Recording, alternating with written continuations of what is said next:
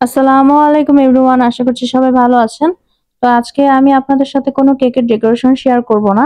আমি মূলত আমি যেখানে আর কি কেকের ডেকোরেশনটা করে থাকি, যে কর্নারে আমি কাজ করে থাকি, সেটা আমি কিভাবে ডেকোরেট করেছি সেটাই আজকে আপনাদের সাথে শেয়ার করব। আশা করছি সবার ভালো লাগবে।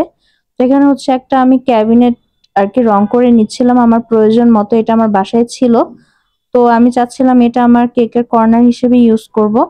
তো আরো গুছিয়ে রাখার জন্য হচ্ছে আমি এরকম কিছু বাস্কেট নিয়ে এসেছি। এগুলো নিউ মার্কেটে অ্যাভেলেবেল পাওয়া যায়। তো কিছু কিছু বাস্কেটে হচ্ছে ফ্লেভারিং, কালার্স, তারপর ডেকোরেশনের আইটেম গুলো, আরো যা যা দরকারি জিনিস সেগুলো আর কি যেন খুব সুন্দর করে গুছিয়ে রাখা যায়, সেজন্যই আর কি এই বক্স গুলো আনা। তারপর হচ্ছে উপর দিয়ে আমি এরকম ডেকোরেশন করে নিচ্ছি। আমার যে শোপিস গুলো ছিল, যেগুলো আর কি ভালো লাগবে, সেগুলো দিয়ে মিনিমাল ভাবে একদম করার চেষ্টা করছি।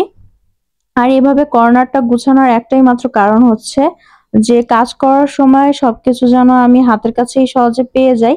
সবকিছু কিন্তু ছড়ানো ছিটানো থাকলে কিন্তু কাজ করতে বেশ অসুবিধা হয়। তো আমি দারাজ থেকে হচ্ছে এই ওয়ালপেপার গুলো অর্ডার করেছিলাম আমার কর্নারটাকে আরো ইনহ্যান্স করার জন্য। তো এই তো দেখতে পাচ্ছেন যে দেয়ালের কি অবস্থা। এটাই যেন সুন্দর করতে পারি, সেজন্যই আর কি আমার এই ওয়ালপেপার গুলো আনা। তো লাগানোর পরে কিন্তু মাসাল্লাহ অনেক সুন্দর লাগছিল। আপনাদের কাছে কেমন লাগছে অবশ্যই জানাবেন। তো যতটুকু আর কি আমার ভিডিওতে আসে আমি ততটুকুই সুন্দর করে করার চেষ্টা করছিলাম। আর কর্নারটা কিন্তু শেষে খুবই ভালো লেগেছে। তো এই তো আমার কর্নার কিন্তু ডেকোরেট করা শেষ। আমি যতটা সিম্পল এর মধ্যে রাখা পসিবল ততটাই রেখেছি, যেন আর কি দেখতে ভালো লাগে। তো আপনাদের কাছে আজকের এই ছোট্ট ডেকোরেশন ভিডিওটা কেমন লাগলো অবশ্যই জানাবেন। আর সবাই আমার পেজের পাশে থাকবেন। সবাই ভালো থাকবেন। আসসালামু আলাইকুম।